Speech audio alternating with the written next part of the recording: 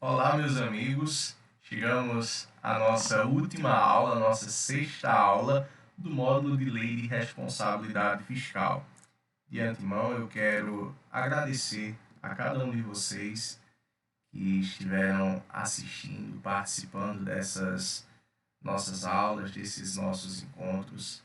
Peço desculpas se eu não pude satisfazer as expectativas de vocês, mas saibam que nós nos desdobramos, nos esforçamos e demos o nosso melhor para o aprendizado de cada um.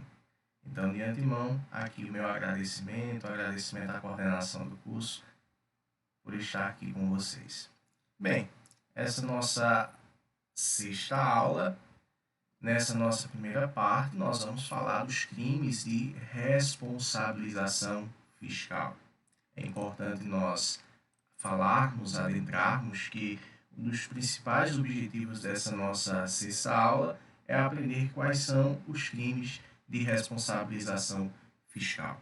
Então, iniciando nossa jornada, logicamente, quando nós falamos de responsabilidade do administrador público, que isso é um tema muito recorrente e analisando tanto pela perspectiva do judiciário quanto pela sociedade em geral, uma das razões para essa abordagem, por que não dizer assim, são os inúmeros escândalos de corrupção que envolvem agentes públicos.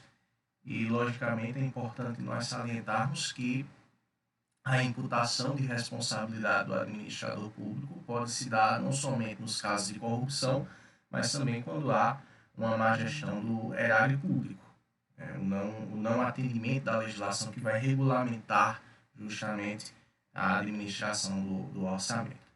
Cabe lembrar também, que a execução do orçamento público é regida pela lei específica, que é justamente a Lei 101/2000, a Lei da Responsabilidade Fiscal que nós estamos estudando e que tem como um dos seus principais objetivos a gestão responsável do erário público com o intuito, com o objetivo, a fim de evitar esses danos decorrentes da má utilização dos recursos públicos por parte do administrador.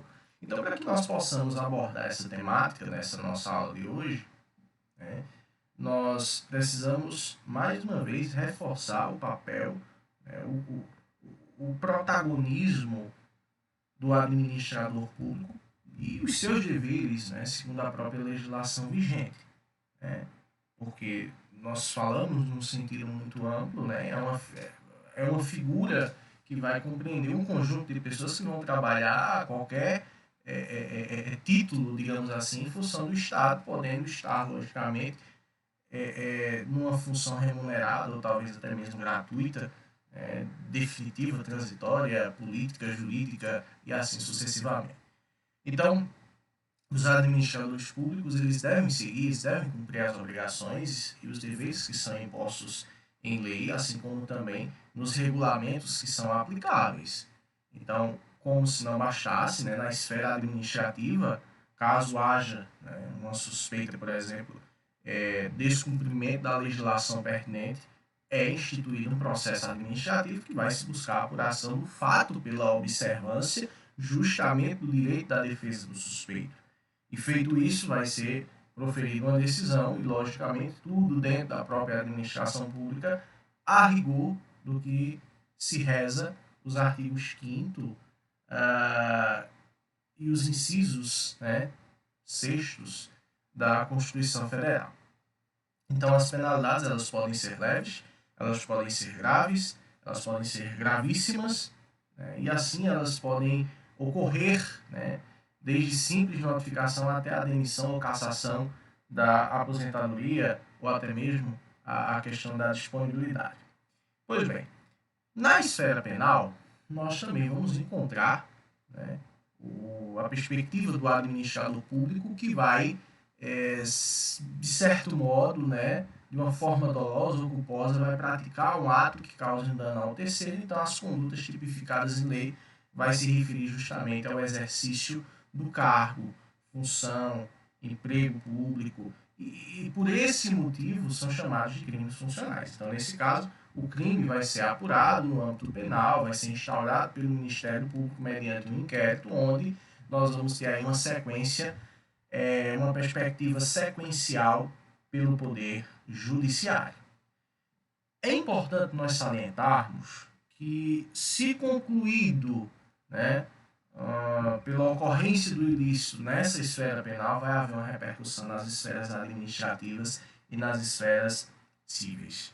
Então, a configuração da responsabilidade civil do administrador público está justamente na apuração, está sujeita, ou melhor dizendo, à apuração da ocorrência do dano, da constatação de uma conduta culposa, de uma conduta dolosa do agente, né, além da existência de um nexo causal, né, que seria justamente essa perspectiva entre o dano e o ato, seja ele doloso, seja ele culposo, por parte do administrador.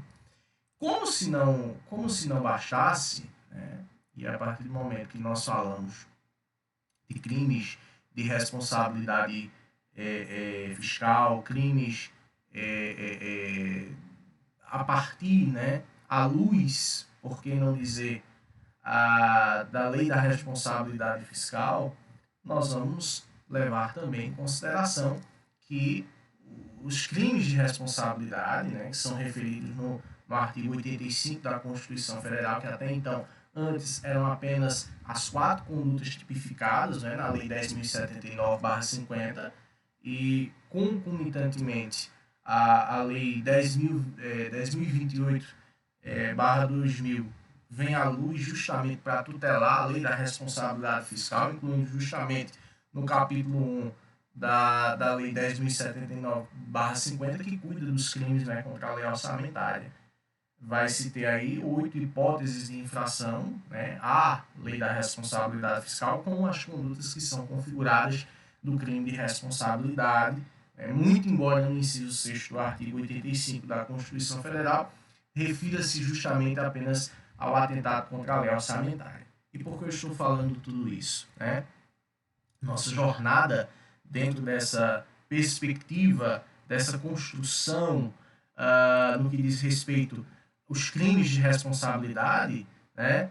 Principalmente quando nós falamos, né, das 3 esferas, digamos assim, do artigo 165 da Constituição Federal, né? Quando se fala da lei do plano plurianual, da lei das diretrizes orçamentárias, da lei orçamentária anual, a lei da responsabilidade fiscal, ela é uma lei de natureza fiscal, como nós vimos, que vai tutelar as leis orçamentárias e não consta no elenco do artigo 165 da Constituição. Então, de uma conformidade, né, com os acréscimos que são introduzidos justamente pela lei 10.028, somado ao artigo 10 da lei 1079/50, né, os crimes de responsabilidade contra a lei orçamentária são justamente o quê? Não apresentar ao Congresso Nacional ou à Câmara Municipal a proposta do orçamento, seja de âmbito federal, de âmbito municipal ou de âmbito estadual, nesse caso também a Assembleia, dentro dos primeiros 2 meses de cada sessão legislativa, exceder ou transportar sem autorização legal as verbas de orçamento, realizar o estorno de verbas, infringir patentemente e de qualquer modo o dispositivo da lei orçamentária. Então, tudo isso, né, e fora outras situações, elas vão sendo constituídas. Nós passamos recentemente por um processo de impeachment, né, e nesse processo de impeachment que foi vivenciado nesse cenário político brasileiro, faz-se necessário um esclarecimento, né, a todos nós que fazemos parte de uma sociedade no que diz respeito às razões que podem motivar esse procedimento. Então, esse mecanismo ele é aplicado, né, a certos agentes públicos quando vão cometer crimes de responsabilidade. Então, não é o intuito da nossa disciplina fazer uma análise dos atos de autoridades públicas que, de certo modo, motivaram o atual processo de impeachment, né, da então presidente Dilma Rousseff, mas fazer com que vocês possam conhecer melhor, né, vocês possam caracterizar quais são os crimes, quais são as penalidades, né? No que diz respeito também à diferenciação com os crimes de responsabilidade fiscal, que são os crimes contra as finanças públicas. Então, para que a gente possa se situar melhor, tá? Para que a gente possa se situar melhor, é importante a gente ressaltar que os agentes públicos, eles correspondem a todas as pessoas físicas que exerçam justamente esse, mesmo que em caráter transitório, né, com remuneração, e assim sucessivamente, como a gente já tinha falado, né, um cargo, seja numa perspectiva eletiva ou numa perspectiva comissionada, voltada à perspectiva pública, tá?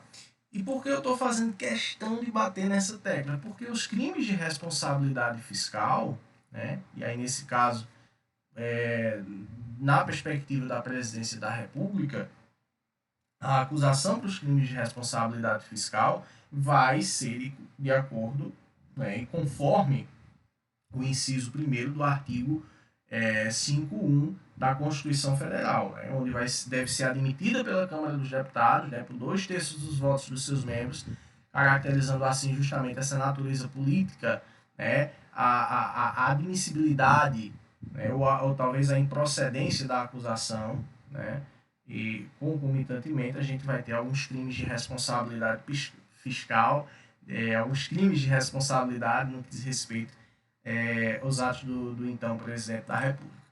Tá? Então, como eu estava falando, meus amados e minhas amadas,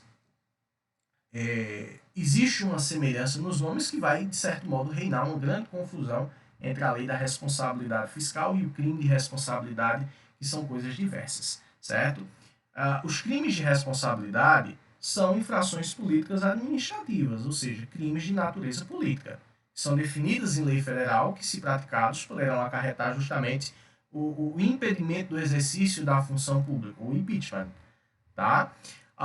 Como se não bastasse, para que a gente possa entender melhor, os crimes de responsabilidade fiscal diz respeito justamente às ações ou talvez até às omissões dos agentes públicos que venham a infringir as regras que são aplicadas às finanças públicas. Então, nesse escopo, nós vamos ter penalidades, né, quando há infrações ou inobservância, né, às determinações impostas pela lei complementar, que é justamente a lei da responsabilidade fiscal. Então, sendo os crimes contra as finanças públicas, os crimes de ação penal incondicionais e também os crimes próprios para exigir qualidade especial do sujeito aditivo, que é justamente o agente público, né, vão ser caracterizados justamente como esses crimes de finanças públicas.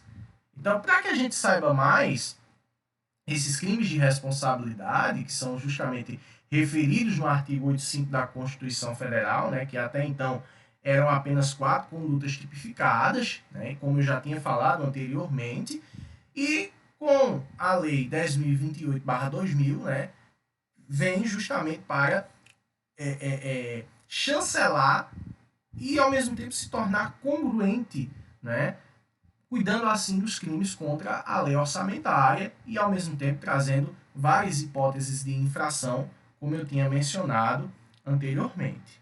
Tá certo? Então, quais seriam, né, essa vigência, né, que até então a Constituição Federal de 46 dispunha sobre o crime de responsabilidade no seu artigo 85, 86, 87, 88 e 89.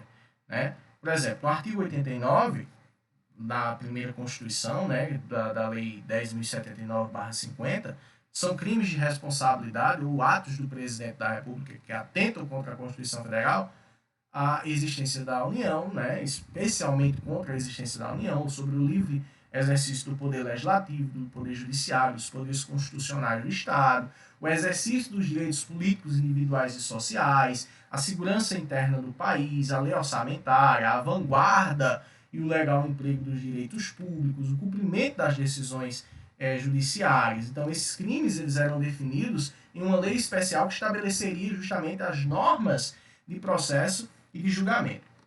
Então, o artigo 85 da Constituição de 88 repete aquele artigo 89 da Constituição 46, né, com duas pequenas variações que não alteram o seu conteúdo, que é justamente o inciso 1º, em que se refere justamente aos poderes constitucionais dos estados. Né? Então, ao passo que a Constituição de 88 se refere aos poderes constitucionais das unidades da federação, principalmente no inciso 8º, que versava justamente sobre o cumprimento das decisões judiciárias, a própria Constituição vigente vai dispor sobre o cumprimento das leis e das decisões judiciais, né? E tudo mais foi reproduzido pela Constituição de 88. Então, a partir do momento, né, em que a Lei 10.028/2000 introduz os incisos 5 até o 12º ao artigo 10 da Lei 10.079/50, que cuida do crime de responsabilidade por atentado contra a lei orçamentária, né, extrapola os limites constitucionais, confundindo a lei orçamentária com a lei da responsabilidade fiscal, que vai estabelecer normas, né, de finanças públicas que são voltadas para a responsabilidade da gestão fiscal, certo?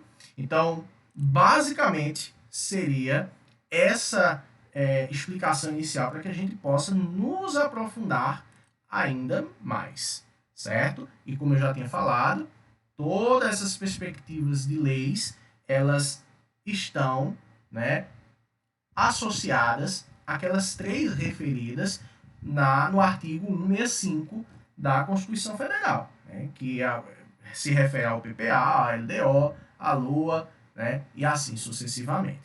Ok?